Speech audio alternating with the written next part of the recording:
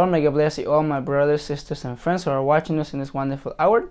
I am part of the church worldwide missionary movement, and I'm also part of the English ministry of that church. And in this hour, your brother Dilan Sotelo is speaking to you, and the privilege has been given to me to give a testimony of what the Lord has done in my life. And I give thanks to Conectado con Dios for giving me this opportunity to be able to give this testimony, because I know I don't deserve to be here right now, but I know that it's been the privilege from God for me to be able to testify of what God has done in my life. And I would like to talk about the moment when I was born. So my parents had me at a very young age. My mom was 17 and my dad was 21. And maybe it's not a surprise for you that my parents were so young, because nowadays people that is so young have childs, but back then to have childs was a little different, right? What I would like to say is that when I was born, what my parents told me, glory to the name of the Lord, is that they took my mom to the hospital, right? And since she only had 8 months, I was 8 months in the womb of my mother, and I wasn't supposed to be born, because normally babies are born when they're in the 9th month. For some reason, God wanted for me to be born in the 8th month. So what happened is that in that moment when my mom was giving birth, she was weak.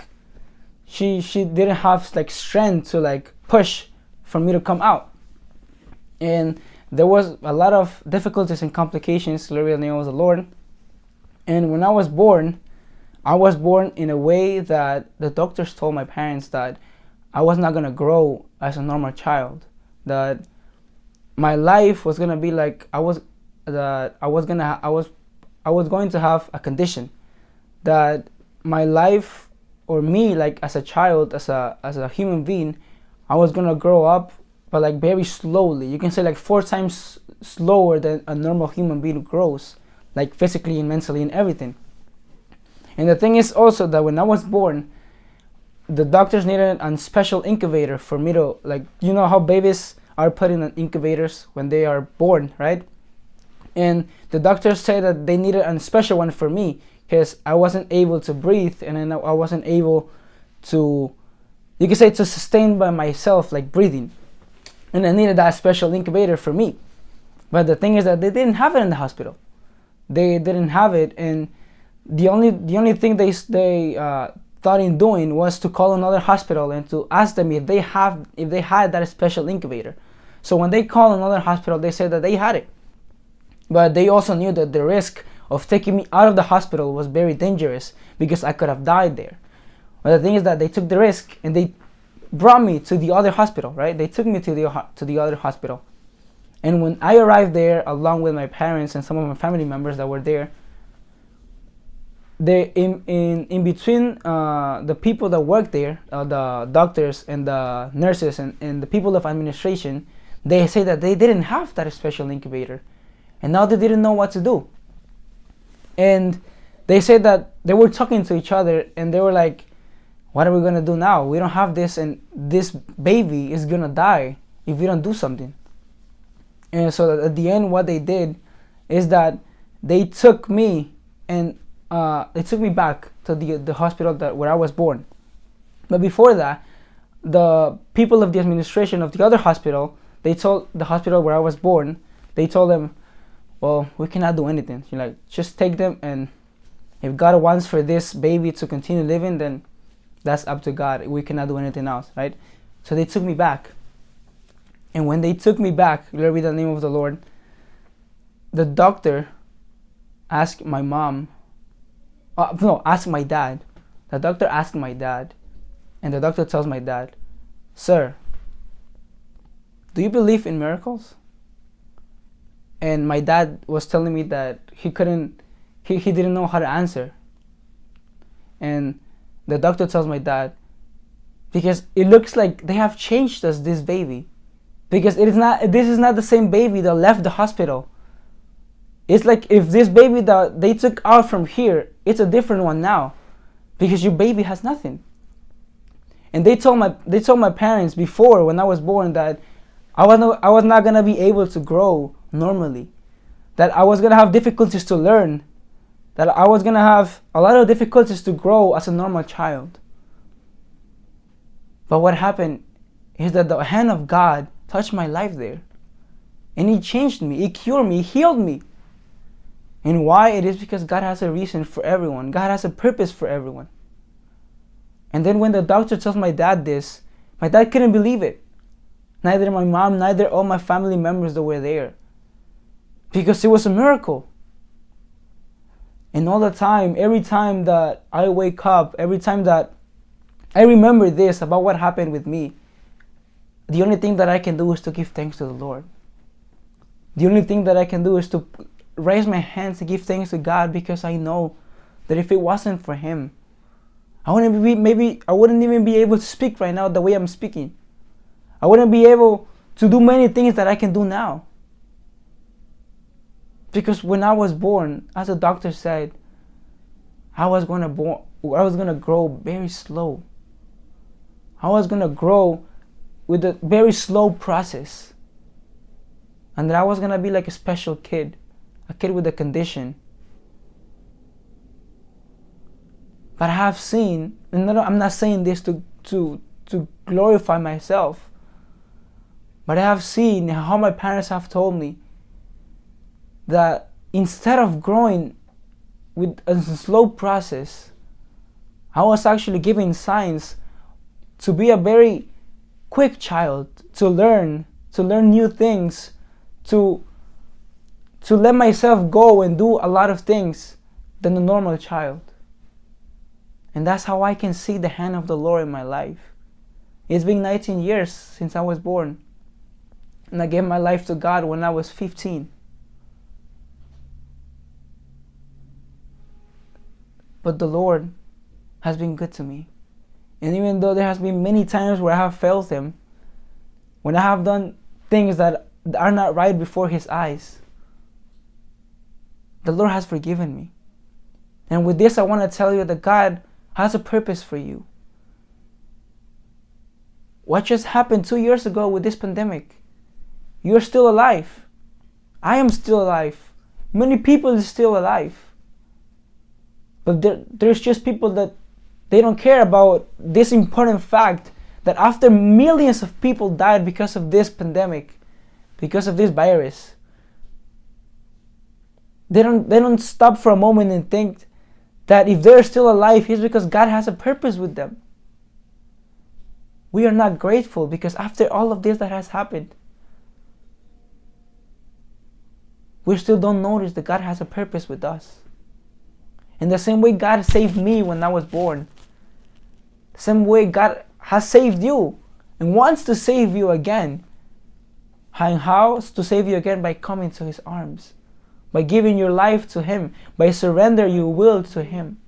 The Lord has allowed me to do many things in this church of Queens of the Worldwide Missionary Movement. The Lord has allowed me to be able to be at church, you can say all days, to be able to play an instrument, to be able to sing, to be able to do the transmission for the services, to do many things.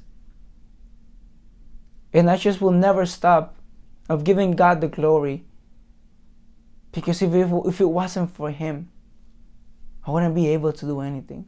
And I know that if I am able to do something in the work of God, it's because God has given me the opportunity.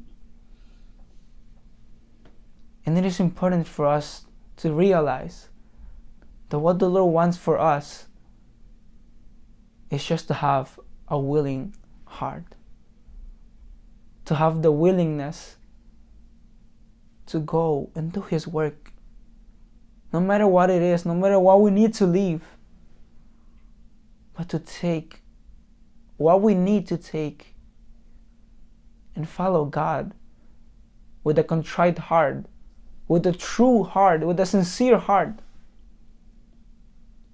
There's going to be problems, there's going to be trials, there's going to be battles. But it is not about how the battles can hit us. It's about how we react against those battles. There's this quote that I heard in a video, and that I think that is very true. And it says, it's not about how life hits you, It's about how much life hits you and how you continue. But we can apply that to the word of the Lord. It's not about how the problems could be graded for you. It's about how you face those problems along with God. It's about how you face those problems with the help of the Lord, with the strength of God. The Lord saved me. The Lord has saved you. And as his word says, the will of the Lord is for everyone to come to repentance, and for everyone to serve him, to follow him. But this is a personal decision, my brothers and sisters and friends. No one else will take that decision for us. It's only our decision, a personal decision that we need to take. There's many people that tell me, I wish I could have given my life when I was your age, because now they're old and they wish that they could have given their life to God before, so that they could enjoy all of those years that they were not with God. And I am grateful with the Lord, because even though I fail him, even though there are moments where I feel like that I get tired, but the Lord always comes at the right moment, in the right time, to strengthen us, to encourage us, to remind us that we are not alone, to remind us that he's there, just waiting for us to go to him. I give thanks to the Lord for this great opportunity, and I know that the Lord has been great to me, and he will continue to be great with me. But just remember of your Creator. Always remember the one who gave you life. Always remember the one and the only reason for why you are still alive. If you are still alive, if you're still here, after everything that has happened, the Lord has a purpose with you. The Lord has a reason for why he let you be alive right now. And if you're seeing this, it is not about what I can say. It is not about what I could do. It's about what God is able to do in your life. I am here. And with the help of God, I'm going to continue. But what about you?